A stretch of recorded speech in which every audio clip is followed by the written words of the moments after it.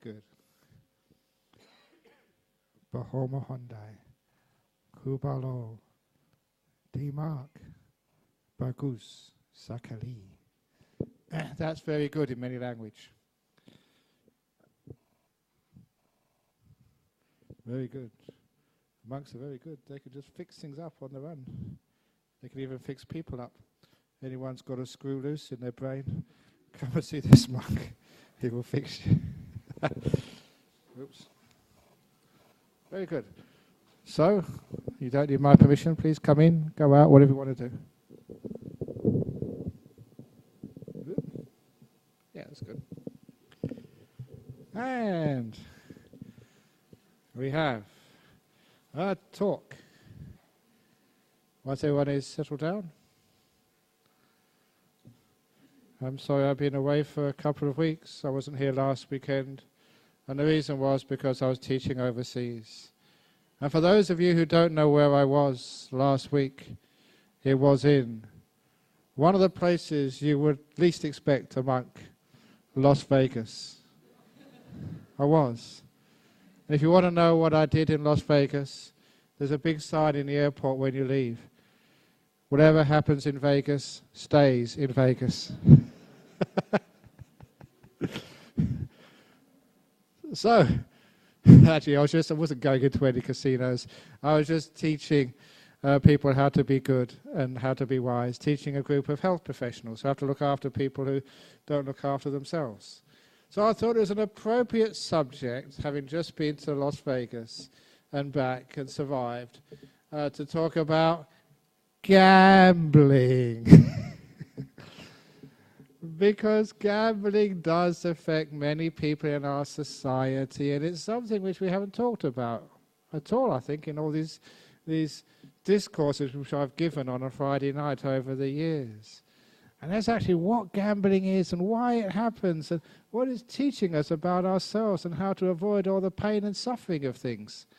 But first of all, some years ago, somebody gave us some instructions about the difference between gaming and gambling, because when we were building our retreat center, we didn't have enough money, and you can get some money for such projects from Lotteries Commission if you're a religion.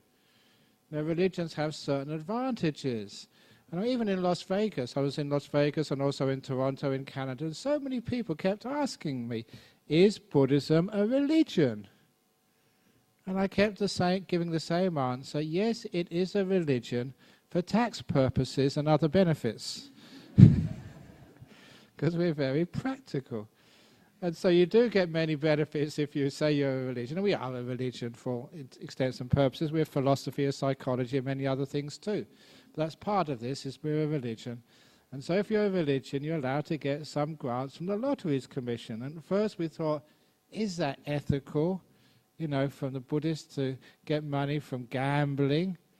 And what was explained to me was a very good distinction between gaming and gambling. What gaming is when you have a raffle or you have a lottery and really you have not a snowball's chance in hell of winning. And you know that. So you're just doing it for a bit of fun. Or just like the raffles we have for raising funds for this or the other. And apparently that Ronnie was telling me we're having a raffle for the nuns monastery next, I think it was a couple of weeks' time, Ronnie? Where's she gone? Anyway, it's a couple of weeks' time, having a raffle for something or other. There's always raffles going on in these clubs and societies like ours. I'm not sure what she's raffling off. It's probably me. Or anything else which people want. But anyway, we're raffling off something or other. That, when you buy a ticket for a raffle, really you don't expect to win anything. It's just a way of making a donation for a good cause and having a bit of fun at the same time when you have the draw to see who wins. But a lot of time you're not really doing it for any advantage. It's just for fun. And they said that's what gaming is. When you're having a raffle and you know you haven't got any chance of winning, you're just doing it for a bit of fun, giving some money away to a good cause. And it's just a bit of entertainment. And that same thing happens, and as a Buddhist monk and an ethicist, that if you, say, go to Burswood Casino, our local casino here, and you're just going for a night out, and you just have $100 or $50, and it's just a way of, just seeing if you can have a bit of fun. That's not really dangerous or bad. You just, $50 is gone, $100 is gone. You've had a good time. That's just the price of a night out for many of you.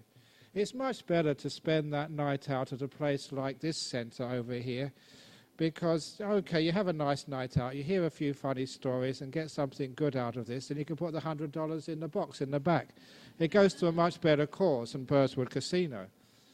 And you do get some entertainment, because the first funny story, those who've been to my monastery have heard me say this before, a true story.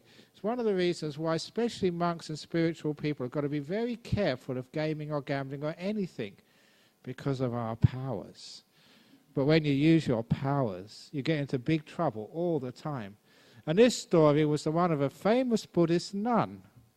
She's passed away now, not one of our nuns down at our monastery, so they're much more, they are more well trained, because I'm their trainer. But anyway, this nun was teaching a meditation retreat in England. And having finished the retreat, she was being driven from the retreat place to Heathrow Airport. And on the way, they stopped for lunch. If any of you have been to UK, you know some of the restaurants are right next to the pubs. Traditionally, the bar, has been like a hostelry to take people who are travelling and give them a room for the night and food to eat.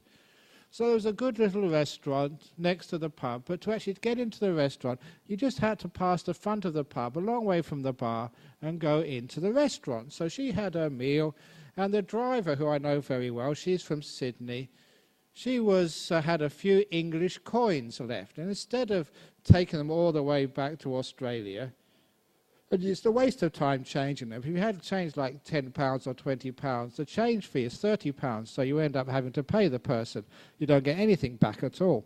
So she had a few coins, so there's one of these slot machines, what they call the pokies here in Australia. You know those things, the one-armed bandits, that was the name they used to call them. You put the money in the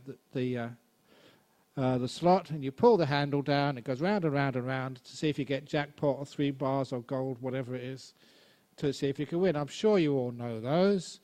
So this driver was putting a few coins in there just when the nun walked out. And she said to this nun, "I haven't got good karma. You're a Buddhist nun, a teacher, quite famous. You've got the good karma, so please pull the handle for me." And she did. Now that was a moment, a lack of wisdom, because what happened next, absolutely true story, the only time she's ever pulled the handle in her life, round, round, round, jackpot. It came jackpot. All the bells ringing, and all this money poured out in front of this nun. We're not even allowed to touch the stuff, and she was covered in it. And that wasn't so bad. The worst part was everybody in the pub went quiet. You know, people don't usually go quiet in a pub. They're always talking and shouting at each other and cracking jokes. Everyone went quiet because they saw this strange Buddhist nun who just won the jackpot. And then the silence was broken by the barman, who picked up a bell and rang it. Ding, ding, ding, ding, ding. And the barman then explained to the Buddhist nun, it was the custom, it was the rule, that whoever won the jackpot had to buy a free round of drinks for every patron in the pub. And so this was the first time in 2,500 years that a Buddhist nun had to buy whiskies and beers and gin and tonics for other people. And she had no choice. So that's one of the dangers of getting monks or nuns to do these things. The danger is we win. And now I've told you that story, you're going to go try and get me. Ajahn Brahmavamso, can you please come to Burswood? Just once. I'll put the money in, you just pull the handle. Now the problem is, with gaming, it's just for fun. You're just trying to get rid of money for a good cause, a nice evening out. That's not a problem. when you don't expect to win. It's when we expect to win, it becomes gambling.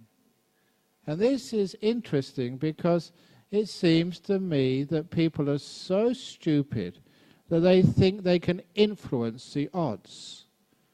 They should know your chances of winning are absolutely zero.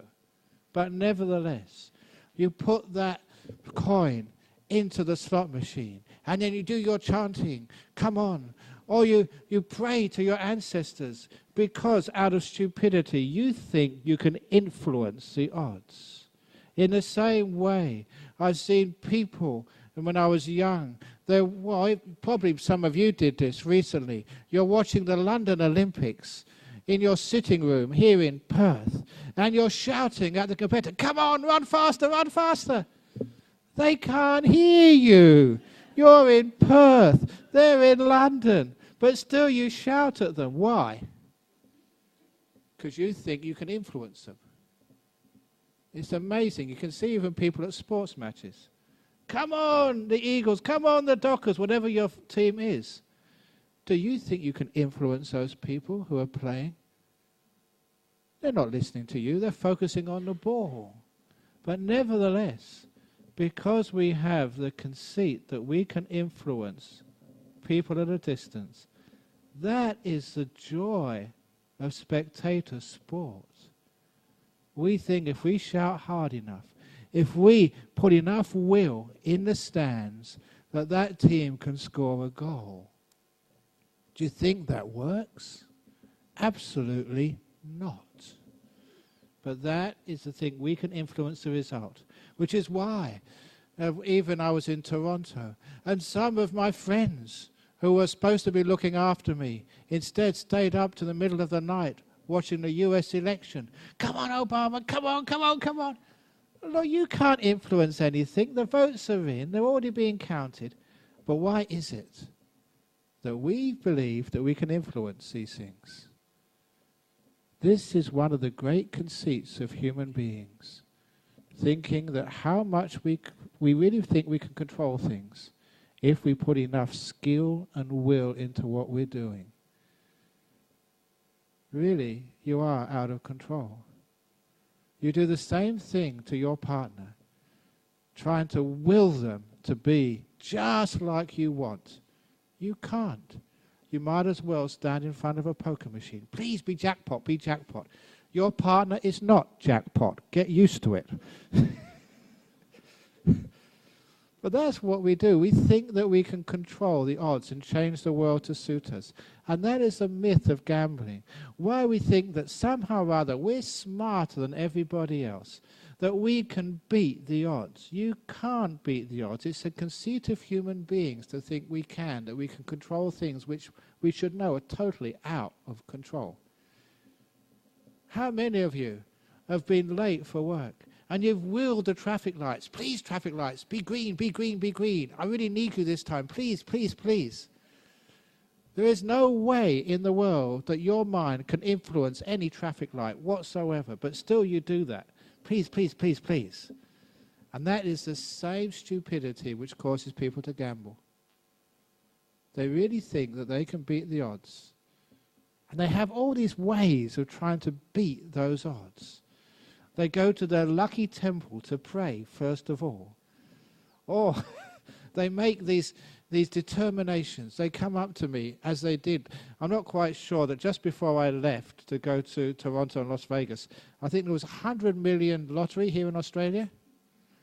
It was. And people were coming up to me, Ajahn Brahm, please help me, because I'll do a deal. If I win, I'll give you $10 for your monastery. So, well, at least 50-50. Come on, I do all the hard work. And they try and make these deals to try and give themselves an edge so they think they're going to win. And of course, you can't do those deals. You can pray all you like.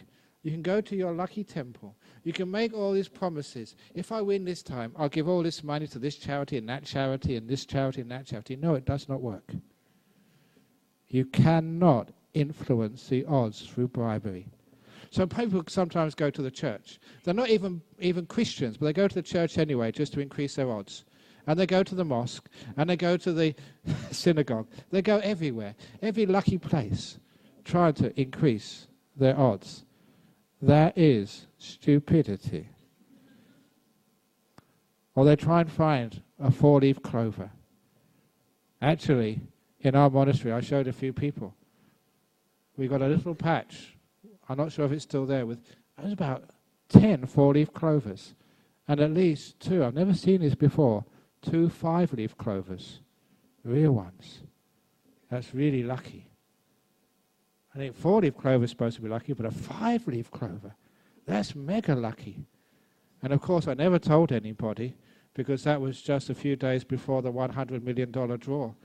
You'd been taking all the clovers out of our monastery and denuding it and turning it into a desert. But why is it we think these things are lucky? It is because of some sort of delusion that somehow we can control the future, somehow through these little rituals. Sometimes, hopefully, that there's a few Thai people here this evening. Thai people are crazy that way. They wear all these medallions around their neck, thinking that if they have a Buddha medallion, that's going to give them good luck. I'll tell you how lucky medallions are. There was a general in the Thai army about 10 or 15 years ago who had one of these lucky medallions which was worth $500,000 US. $500,000 US for one of these tiny medallions. He brought it because it was supposed to protect you from bullets.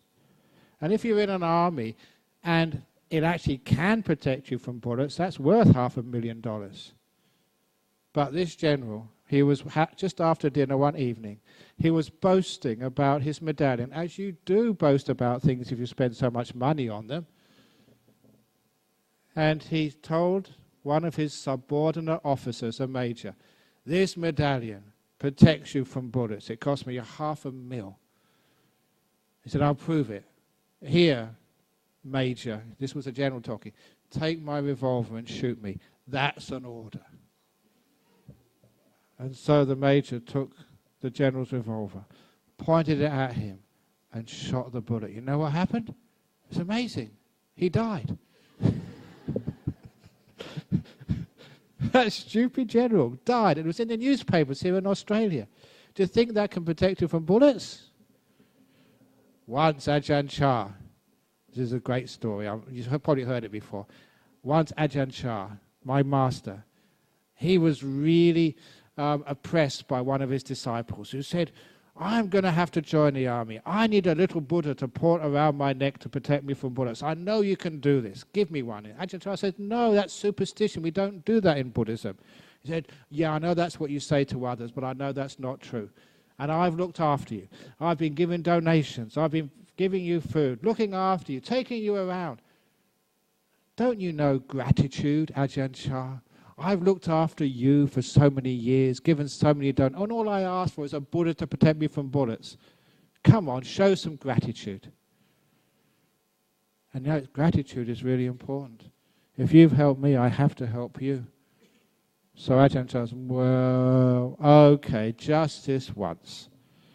I will give you a Buddha to wear around your neck, which actually can protect you from bullets. I knew you could do that, I knew you could do that, said the man. Where's my Buddha? And Ajahn Chah said, it's that big Buddha like the one behind me here, about 3 meters tall. Put that around your neck. That'll protect you from bullets. The only one which can. But you see, we try and see if we can control the world. If you want to be protected from bullets, then don't join the army. Don't go to Northbridge on a Saturday night, which is, the rough area of Perth. Keep out of Iraq and Afghanistan. That's the last place to go to for holidays. But that's the trouble with people. Sometimes they think they can control the world through all these superstitions. That's Thais. Sri Lankans, all these strings around your wrists. Does that really work? I've done many funerals where people have had strings around their wrists. It does not protect you. It maybe give you a placebo effect. In other words, it encourages you to be a better person. Having a little Buddha around the neck is fine because it reminds you of a Buddha. It's just like having an icon around your neck. Fine, but don't think it's going to give you anything except inspiration and encouragement. But sometimes people have this superstition of luck. And they think that somehow or other that they can defeat the system and go to a casino or do gambling and horse racing, and they think they're going to win. If you think you're going to win, that's called gambling. If it's just for fun, you're doing it to lose anyway, just having a bit of enjoyment. Just like you may bet in the Melbourne Cup, a sweepstake. You know, when they give you the horses, you know you're not going to get a horse which is going to get anywhere near winning. But nevertheless, you know, it's a bit of fun. You have a good time with your friends on this. And, you know, if you do win, you should share it with everybody anyway. So that's just gaming. That's just fun. That is okay. And I remember that. I have to say this, that is not a problem at all, because that's my father used to do that with myself and my brother. He never used to give us pocket money. Instead, he would just play, you know, some poker or some solo or some other card game. And he would always lose. Every time he would lose. And I was smart enough to realize he was doing this on purpose. It was a way of giving his kids some pocket money, but we had to earn it, you know, be a bit smart. And it was a wonderful way of spending time with his children. So instead of just giving us $5 or $10, no, we had to sit down with him for an hour, play some cards, have a bit of fun, have time together. And he would always lose every time. That was our pocket money. And it was a unique way. And that just showed me there was, you know, playing a game of cards together. It wasn't for money. It was just for fun and just a way that a father can give pocket money to his kids. And we had, you know, we got the idea we had to earn it, at least be smart and clever. And that was a very good lesson from a very wise father. And, you know, sometimes we would gamble just on have a couple of horse races every year in the UK, and that was okay. We never really thought that we were going to win. It's just a bit of fun. You're watching the TV and you've got something to shout out and just something to sort of rib your brother. Your horse is really stupid. Yeah, but, you know, at least he finished. Yours fell over. Or whatever happened. But it's when we think we're going to win, that's a problem. And sometimes we do get signs. But when you get signs, be careful, don't gamble. Just because you get a sign doesn't mean you're going to win. I remember this guy who actually, you know, sometimes, especially if someone's just died, or sometimes you hear these voices, and he heard this voice. You know, he doesn't usually hear voices. He's not schizophrenic or anything. He heard this voice. Some being said very clearly into his ears, "Go to the casino." And of course, you know, when you hear something like that, you think you're just imagining it. But he said it again. Go to the casino. And he looked around to see if there's anybody there. No one there. Go to the casino. And it was so clear as if someone was really speaking to him.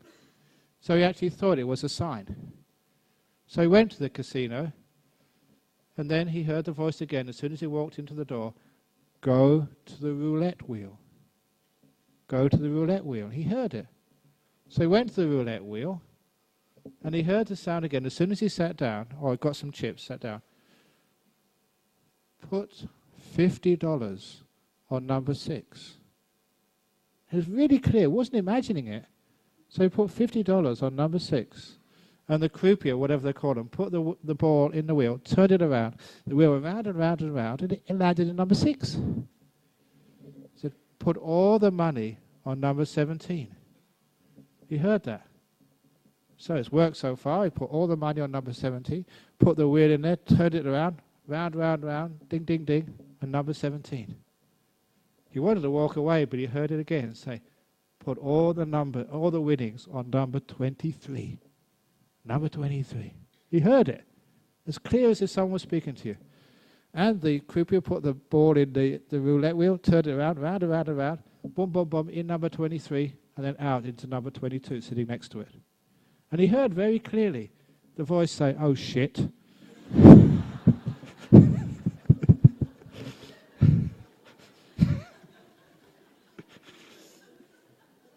So the moral of that story is that even ghosts and spirits, they make mistakes as well. They can't be trusted.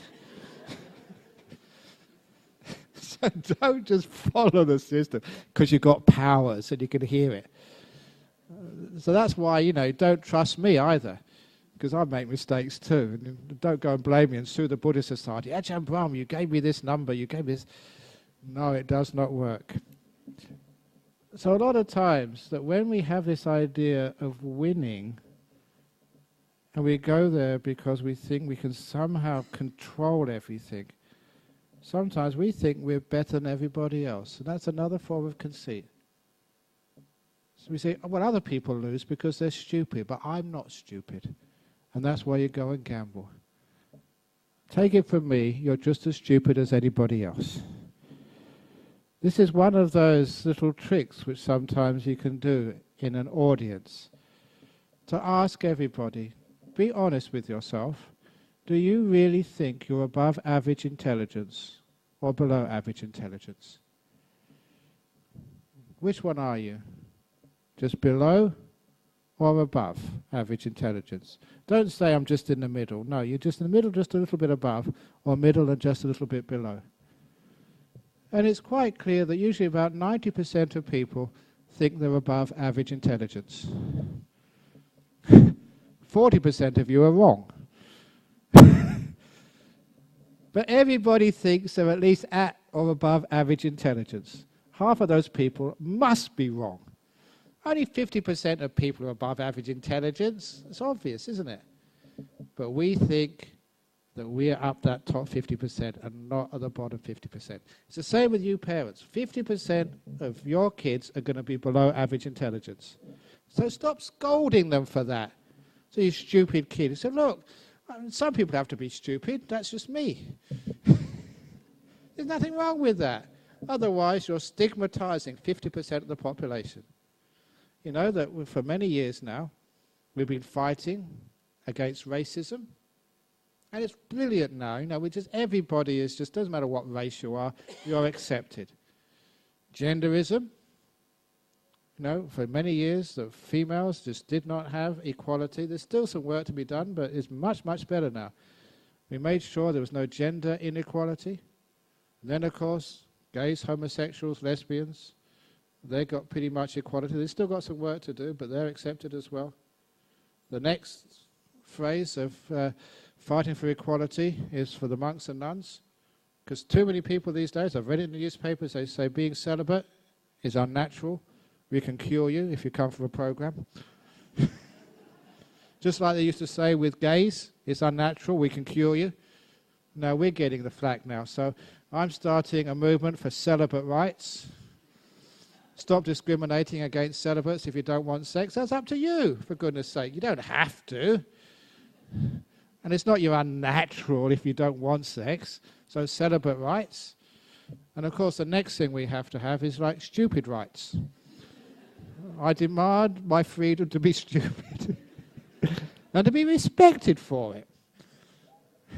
Because 50% of the population are going to be below average intelligence. And they should be respected as much as anybody else. And then maybe we won't be pushing our kids always to be in the top 50%. You're making 50% of the population try and be something they can never be. Can you imagine just why many kids rebel? Put them in a box they can never fit.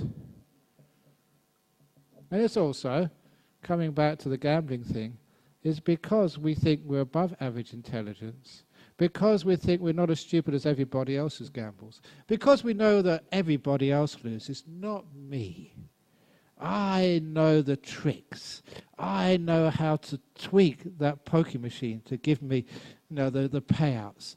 I know the chance. I've been to the temples. I've got the good karma. I've got the people telling me what number to put it in it, but don't trust that. Because of that conceit that we can control things, that's again why we gamble. If we were realistic, honest, not conceited, we realize we're wasting our time. We're losing. We're going to lose. So we don't go there to gamble to win because we know we're going to lose. We're not up to that. We haven't got powers. We can't sometimes you think you have. You have not got powers. You can't tweak that machine. You're going to lose. You know you're going to lose. Be honest about it. And when there's that honesty and realism, then of course you can go to the casino and bet your $100, you know you're going to lose, and then have a nice night, and then you go home again. It's no problem because you never ever thought that you were going to win. And it's the same in life. You know, somebody asked me what the Four Noble Truths of Buddhism was. In a nutshell, put it in a simple one sentence saying, it's asking from the world what it can never give you. What do you ask from the world? Look, what do you ask from your partner? That's the whole cause of marital suffering or relationship suffering. You ask from the person you live with something you can never get. No one can give you that. The perfect guy, the most wonderful girl, who's always there for you, just knows exactly what you want. And it can always entertain you, can always be funny, and would always respect you when you don't want to listen to them. They won't talk to you. And they were always entertaining and bright and good looking. And someone once told me, if that's the sort of person you want in life, then buy a TV. Always entertaining, always funny, you can turn them off whenever you want. That's not a person, is it? But that's what we like. We like a wife who's like a TV. Always can entertain us, give us pleasure, but we can turn her off whenever we're bored with her. We want to be by ourselves. That's not what life is. So asking from life what it can never give you, the guy, the really strong macho guy who can always just be there to protect you, look good, take you out, and always know exactly what you want. What you want is a psychic, not a husband. Always knows what you want, for goodness sake. So, because sometimes you don't know what you want, so you don't give him much of a chance. But asking from life what it can't give you. Easy wealth. You can't get wealth easily. If that was something which you could do easily, then everybody would be wealthy, and then it wouldn't really matter, would it? And why do you want wealth for anyway? What's the point of having so much wealth? Too much wealth is too much problem. And if you just get it too easily, there's no value to it at all. When you worked hard for it, then at least you think, well, I've earned this by the sweat of my brow. I'm making good decisions. That's fine. You can enjoy that. But imagine getting money from gambling. You haven't really earned it, have you? It's just luck, that's all. Or is it really luck? But anyway, it's not really a good way of earning money anyway. So, yes, if you do win any money, just give it away straight away. It gets you into the wrong way. You can't really appreciate it. And anyway, what is this money business anyway? Actually, I haven't said this in any... I don't have written this in a book. It's just come to me. I haven't said this for years. About one of Ajahn Chah's predictions for the future. Now, these monks, we don't usually predict the future, but he could see actually just how things were going in the world. And he was actually predicting that, sooner or later, we'll actually run out of metal to make coins. That's already almost happening. It's so hard to get pieces of copper or silver to make coins because there's so many people around. So we won't have any metal for coins, and we'll even run out of paper, for banknotes. We're getting plastic banknotes already, but we'll soon be running out of oil to make that plastic for banknotes. And what will we use for currency? So Ajahn Chah, he saw in the far distant future, instead of using metal and paper for currency, we'll use chicken shit for currency. Those little balls, because they're very easy to carry around in the pocket. And you sort of go for a cup of coffee, that's 10 little balls of chicken shit. And when you go to the bank, an ATM will just spit out a few balls of chicken shit, which you can put in your pocket and just carry around with you. And then people will be breaking into your houses to steal your chicken shit. And some people have so much chicken shit, they'll be so proud that they're wealthy, they've made it in life. Look how much chicken shit I've got. Much more than you've got. And you'll be trading chicken shit on the stock market. And the IMF, of course, will be the International Manure Fund, which hands out chicken shit to countries which haven't got much chicken shit in their reserves. And when you go on like this, what is the difference between chicken shit and a coin? A coin is just from the earth, it's just a stone, it's just paper, and this is just chicken shit. What's the difference? It's just the value we give onto it, isn't it? That's all it is, just value. It's just paper, that's all. So chicken shit is just a shame. So he actually predicted in the future would use chicken shit as currency. And that was such a wonderful economic argument about how stupid this whole system is. So we give value to things which don't really have value. And because of that, we think that the only way to have happiness and well-being and contentment and to get on in life is to collect as much chicken shit as possible, which means we go to these casinos thinking that's going to make us happy. No, don't go there to win. You're going to lose anyway. Even if you've got lots of money, you're still going to lose because you're being deceived into what's really important in life. If you go there for fun, marvelous. You understand what's important in life. Have a good day out with your friends, or a good evening out. A nice meal afterwards. Yeah, you've had a good day, but you're losing. Expect to lose. That's the meaning of life, being a loser. Losers have much more fun in life. So you lose your attachments, you lose your wanting, you lose your having to have all these things. When you don't need all these things, when you can live with just a few things, when you're a loser, you're much more happy. That's why the monks are happy, the nuns are happy. That's why you come here, you see these smiling monks having a good time. We've lost everything. You know, lost all our money, lost all my girlfriends, lost all my guitar, lost my little motorbike I used to have and my green Velvet. I lost everything. I got nothing. I've got no pension. I've lost that too. So we are losers. And I often say, the Buddha behind me, he was the biggest loser. No attachments at all. So if anyone comes up to you and says, you're a loser, you say, yes, you've understood, I'm a Buddhist. Yeah, we're all losers in Buddhism.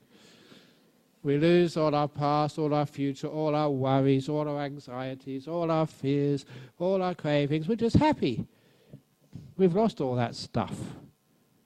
That's why it's good to go to a casino and lose everything. Then you're happy again. Lose your wanting, so you can actually just appreciate just being here. You're not going here to win things. That people are more important than things all the time. Please remember that. What's the most important thing in your life? Your bank account or your kids? Your partner or your salary? What's more important? How many people sacrifice their partner for an increase in their salary by working extra hours? How many people just neglect their kids because they've got to make more money at work? Something's wrong there. It's better to be poor and have a happy family than be rich and just have divorces and separation, a kid living over in this country, another kid living with the first mother of the second husband of the third. It's really complicated these days. So because of that, what's really important in life? If you understand what's really important, you can understand the whole of Buddhism. You can understand it's just being at peace. Enjoying the people you have. Going out, not to win things, but just have a good time together. If you understand that, you go to work, not to become rich, make a service to society, have enough money just to pay the bills. And look, you don't have to pay that many bills if you don't have such a blooming big house with so many. How many TVs do you need in your house anyway? I mean, these houses, one in the toilet. You must spend a lot of time in the toilet to have a TV in it. You must all be constipated, perhaps because you do spend too much time watching the TV. You don't have exercise enough. What do you want all this stuff for? So, and all these mobile phones people have, always going off in the middle of the meditation. That's bad karma, If you're, imagine if a mobile phone went off under the Bodhi tree just when the Buddha was about to become enlightened. There'd be no Buddha at all. Be disturbed. So be careful. What do you need all this stuff for? In the old days, you used to have these nice little red boxes. You could just actually call somebody, along the street. You just had these little phones in the house, just one. And when you went to the temple or the church, you went out, you couldn't be contacted. Wasn't that wonderful? You could enjoy yourself. No one could get to you. You could have holidays overseas where no one actually could actually understand what you were doing. Things would go wrong at home, but they fix themselves up. You're not that important to have a mobile. Okay, President Obama, he could have a mobile phone. But you? Are you running a country? So it's just having these stupid mobile phones just because we think, oh, we've got to keep in contact. Yeah, contact with a lot of fools. So just let it go, for goodness sake. You don't need all that stuff. So you can actually live quite simply because you understand the most important thing in life is peace, contentment, having time for yourself. So you don't have to keep contacting people. You just go out to the casino, enjoy without having to have these phones ringing all the time. Just interrupting your enjoyment of life. Imagine you're watching a concert. Do you know these great concerts? I remember the concerts I used to. It would be terrible if you, during the middle of the concert, when the music is really building up, you're really enjoying it, and then ding, ding, ding, you've got to answer a mobile phone. I don't know how you do that. And the last over of a test match is drawn, the last ball of a 2020. Are they going to win? Ding, ding, ding, ding. That's really awful that people interrupt you at the most interesting points of time. And you miss so much. So when we understand what's really important in life, we can have a lot of fun in life. We can go gaming, but not gambling. We can have a raffle and just have a bit of fun. We're not really worrying about who's winning or losing. It's just having a bit of joy and fun, being with your friends, having a good evening out. But when we think we want to win, and when we think we can win, when we have this delusion that somehow we can control the future, and we think by getting the money it's going to make us happy, please think again. Even people who do win the lottery, they don't enjoy it. Just look at the research which has been done. People who win the lottery, there's many, many times, it's standard, they think, oh, I wish I hadn't have won it. It's the worst thing which happened to me in my whole life. You lose all your friends for a start. You're afraid of them asking for money. You just go underground, because if somebody found out it was you who won all that money. I remember one of the monks telling me that this guy in Thailand had the illegal lottery, just 2 numbers. And if you get those last 2 numbers, then you win, I think, 50 to 1 or 6. I forget what the odds were. And this guy had a dream, and he thought this was a number, and he sold his whole house to buy this number. It won. And he was supposed to get something like 50 million. But all these illegal lotteries are all run by mafia and triads and these really evil people. So the guy said, no, we'll give you $1 million. But I won 50 million. Look, we give you $1 million. I won 50 million. I want my 50 million. And the guy said, look, a bullet only costs 10 cents. Take $1 million or else. He refused to take that $1 million. He got crazy, was admitted to hospital. It drove him insane. It's amazing when greed gets into people, they just can't see what's really happening. And greed for what? Somebody told me there was a movie with this fellow called Lizard or something. No, Gecko. And he coined the phrase, greed is good. What was that film called? Wall Street. Greed is good. And I agree with him. Greed is good. For the right things. Not money or wealth. But greed for time with your family. Greed for happiness. Greed for contentment. To see how much peace and happiness you can actually grab in life. How much meaning you can find. Be greedy for that.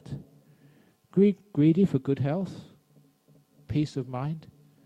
If people work that hard for peace of mind, happiness, mutual respect, looking after one another, greed for just having fun, just playing with. I just remember those times with my brother and my father. We were playing while my mother was making the dinner, just for pocket money, having a great time with your dad, not taking it too seriously, cheating sometimes, but just for fun. Yeah, just share it out afterwards. You confess, sorry, I did that.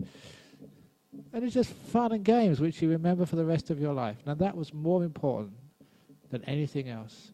The beautiful memories you've had in your life. Why? What were they? And you'll find that those are the moments you should be greedy for. Make more of them. You understand that is the meaning of life. And as far as gambling is concerned, it's not gambling, it's gaming.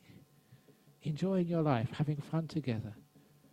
Not saying you're going to win, but just enjoying the journey, not the goal. So please don't go around gambling. Destroys families, destroys, and You think you can control when you can't. Just let it all go. And just have fun. Just like the monks. So that's the talk this evening. Straight from Las Vegas. Ajahn Brahmavamso on gaming and gambling. Thank you for listening. Okay, we've got some questions here. And I never actually went to the strip. I was too afraid because I'm too well known now. If someone took a photograph of me outside the casino, that would be it. Even if I told them, I was just going for a look, they'd say, yeah, we've heard that one before. Here we go. First question from Bangkok. Is buying a government lottery ticket is buying a government lottery ticket or the government saving bank's lottery ticket considered gambling? Does it break any of the 5 precepts? If you're doing that because you think the government has not got enough money and needs some charity, fine. But you already pay your taxes for that. So it's not breaking the 5 precepts, but it's being a bit stupid. So if it's like buying like a raffle ticket for the nuns monastery, which is coming up next week, and it's just, chance of you getting a prize is 0, but you just buy it anyway, just for fun. It's like a way of making a donation and getting a bit of enjoyment out of it, a lot of harmony. That's really good. So no, all the people in Bangkok listening to this, please don't buy a lottery ticket this week for the government. Please buy a raffle ticket for the Dharmasara Nuns Sala Fund building, whatever it is. Very cheap. You won't win, but you'll have a lot of fun afterwards. That's much better. Stephen from Singapore. What can I do to help reduce old people's mindset to minimize gambling on 4D Singapore pool? I don't know what 4D Singapore. 4 digits. Okay. Old people's mindset, again, it's the people who are superstitious. The more superstitious you are, the less educated, the more you really think you're going to win. You are stupid. S-T-U-P-I-D, stupid. And I mean that because you will lose. And trouble is that some people, especially unfortunately I have to say this, Chinese people are very superstitious and they love gambling. Now, this was going to be a way I could legitimately raise funds for the Buddhist Society in Las Vegas, which I did suggest to people. And that was, I know in the Chinese tradition that to see a monk before you go gambling is considered to be very bad luck. Very, very bad luck. So if you see a monk on the way to the casino. So I did actually contemplate, and I told a few people this in Bodhinyana Monastery before I left. But my plan was actually to stand in front of one of the casinos on the strip like Caesar's Palace, just to stand in front of Caesar's Palace in the casino, not to go in, just to stand there, because any Chinese people will go in there, would take one look at me and think, oh God, here's a monk, I won't win, and they'll go next door. And when the management would find out that not many people were going into the casino because I was standing there, they'd ask me to move on, but I'd only move on if they gave me a fat check. And then I'd actually move on to the casino next door so the customers would come back to them as well. And that way I can go from one casino to after the other, make a lot of money for the Buddhist Society to build our nuns' sala. And at the same time, I'd be doing good karma because I'm actually stopping people going in. That was my good idea until someone suggested, look, they won't give you a check to move on. They'll just get one of these 3 or 4 guerrillas who work as security in those casinos, and they will explain the matter to you. So with a 4-digit gambling in Singapore, look, you're not going to win. You're wasting your money. Look, be smart. Don't be stupid. There's no way that going to temples, going to ask monks for prayers, going to have amulets, or doing anything else which is supposed to be lucky, that is superstition. That does not work. So you do not have an edge over other people. You are not somehow different that you can win while other people can't. Don't go looking for signs somewhere in the sky. Or, sometimes I make holy water and people look for how many pieces of wax fall in there, whether they form letters or whatever happens. That is not going to work. How many times does Ajahn Brahmavamso just wipe his nose? That's 4 times, so 4 is the first number. Don't do that. That's not going to work. So people do that. They think they can see the signs. There is omens. There is something out there. There are no omens. There are no signs. Don't think that you somehow are clever. You can work it out. Don't go to fortune tellers to try and predict the numbers or the horse which is going to come up. Listen, if a fortune... I was in Hong Kong and they had a whole street of fortune tellers. They all... No, they weren't, having big limousines pick them up. They weren't wearing sort of designer clothes. They were poor people. If fortune tellers can't tell their own fortune, damn it, they can't tell yours. Never trust a poor fortune teller. So when they do that, go to these fortune tellers thinking somehow or other they're going to tell you what the lucky number is. If they knew what the number was, they wouldn't be telling you. They'd buy it themselves. That's just like stockbrokers. No stockbrokers, they don't gamble on the market themselves. They just advise you. If they really knew which stocks were going up, which ones were going down, they wouldn't take your money. They bank so much money themselves. They tell you what to invest. Now that's very smart, because they know they get money from you whatever happens. If they invest their own money, they'd always lose. Be careful on who's advising you to buy what. If they really knew, they wouldn't be working in an office from 9 to 5. They'd be so wealthy, they'd have retired already. Be careful. So, old people, sometimes old people, it's past it, so you can't really do much about it. Just, restrict, take over their bank accounts, make sure they can't cash very much, give them maybe $10 or $20 and that's it, just to keep them happy. But be careful, because that's your inheritance going. And Boris from Moscow. It's really good. We get from all over the world. We've got Bangkok, Singapore, and Moscow. Hi, I have heard that gambling, or for that matter, most addictions are triggered by emotional difficulties, both from childhood and ongoing life difficulties. What is your thought of this? Sometimes there is a certain excitement in gambling, which when you're excited, like just going to a movie or going to a football match or something, when it's exciting, it means we can forget our daily concerns. But instead of going to a gambling or a casino if you're getting bored, come to the Buddhist Society in Western Australia. It's very exciting here and good fun listening to all the stories from the monks and all the bad jokes. But no, sometimes people do that just to escape, and there's many ways of escaping. Mostly it's through alcohol or drugs, because when you're drunk or when you're doped up or when you're excited with gambling, you're not thinking about the problems of your life, and sometimes that is an escape mechanism. But look, money doesn't last that long, and it goes so quickly, which is why that, for gambling it can be, sometimes it's desperation. They think they've got nothing to lose, they're just so poor anyway, but they do lose even more. There's no limit on what you can lose. There's one of our members here, he was he worked in the local casino, and he told me some disgusting stories of what happened.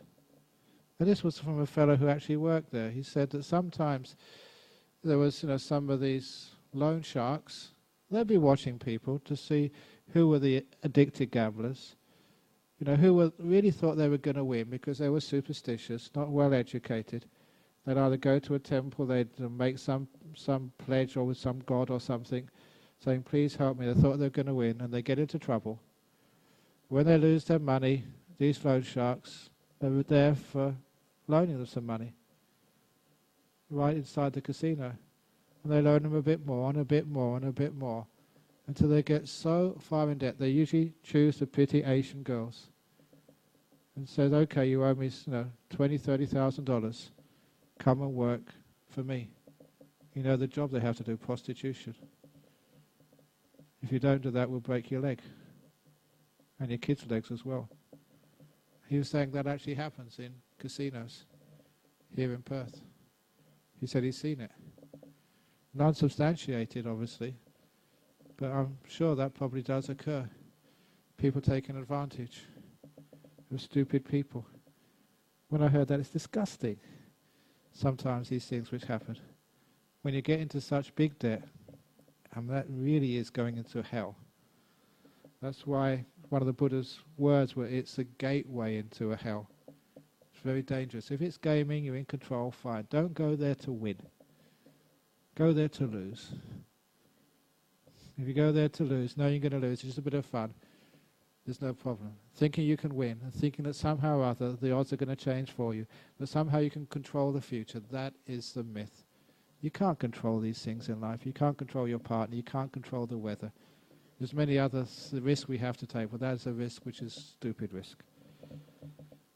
So, difficulties from childhood, yeah, sometimes. Sometimes there's a self-destructive part of ourselves. We think we're not good enough. Therefore, we just look for things to destroy ourselves, destroy happiness. No need for that. There's other ways of dealing with the difficulties of childhood. And you all know that way. You let things go. That's what you learn here in this place. How to let things go. Whatever happened to you in the past, a lot of times it wasn't your fault. So why do you allow other people's bad actions to make you unhappy? I don't know why people do that. They take on the bad karma of others. You didn't do anything at all. You were okay. You were good. So why do you allow other people's bad karma, the bad things they said and did done to you, why do you keep those in your heart? And of course, there's many, many ways, but I won't go into that now because the time is up. How to let go of things. Oh, well, you know that way, which I've been teaching a lot, the toilet paper method. Because when I was in Toronto, I gave a talk in the University of Toronto for the Department of Buddhism, Psychology and Medicine, a whole department really getting Buddhism mainstream into psychology and medicine. And this was actually part of their course. So all the students, plus the drop-ins who wanted to hear a talk, they all had to come, and they would have to part of their assignment was to do a synopsis of my talk, which was going to be counting to their degree. So this was one of the things I did over there. And that's where I mentioned how to let go of the past. I'm sure I've said this before, but you may have forgotten. It's basic psychology. If you've got some pain of the past, you have to let go of. Usually something which somebody did to you, or it could be something which you did, you feel very ashamed of. You have to acknowledge it first of all, which means bringing it up. And the best way of bringing it up is writing it down on a piece of paper. And that's standard psychology, where I've added things, because we always adapt and add it and make it more powerful. It's a type of paper you use to write it down on, which in my method is toilet paper. So if you have done something very bad or something which happened to you, write it down clearly, legibly in toilet paper, preferably on brown ink. And then you make the association of what usually goes on toilet paper. And these are the bad memories of things which you've done, or what more likely what people have done to you. You write it down on toilet paper. You have a look at it, read it again, and the association is this is not something you should keep. How many of you wipe your ass with toilet paper and put it in your bag or your pocket and take it home with you? I know we're supposed to recycle things, but recycling toilet paper goes a bit too far. Even though that sometimes in the GFC, many companies actually did advise their workers, please use both sides of the toilet paper. We need to save money. You've got half a side you're not using. What a waste of a resource. And anyway, so you write it down on toilet paper and brown ink. It is shitty stuff. That's the association, which means you know it should be let go of, the past. And then you take it to the toilet bowl and you do the letting go ceremony. So you put it in the bowl, press the button, bye-bye. And that's funny, which is why you remember it, but what it really means is you make the associations and you actually do something. So just saying, oh, let it go, for goodness sake, it's not your fault. You didn't do anything wrong. Doesn't work, does it? But doing a ceremony, doing something physical, helps the letting go. You write it down, read it, go to the toilet bowl, put it in. It all goes down the hole. Bye-bye. The association is so strong it makes it much easier to let go of the pain of the past. The toilet paper, an original Ajahn Brahmavamso, which is causing so many blocked toilets around the world. I should get 10% from the plumber. Okay, so don't go gambling to let go of those problems from your childhood. Just do the toilet paper simile method. of letting go, and then it's much easier. So thank you all for listening today, and I hope you enjoyed what's going on here and addressing real problems in people's lives, especially with gambling. Gaming, okay, gambling. Don't go to win. Go to have fun. Don't think that you can tweak the odds. You're an ordinary person, no better than anybody else. So don't think that somehow you have the technique to win. You have not. Have fun. Game, but not gamble. Remember, money's not the most important thing in life. People are. Your health, your happiness, your contentment. Thank you for listening.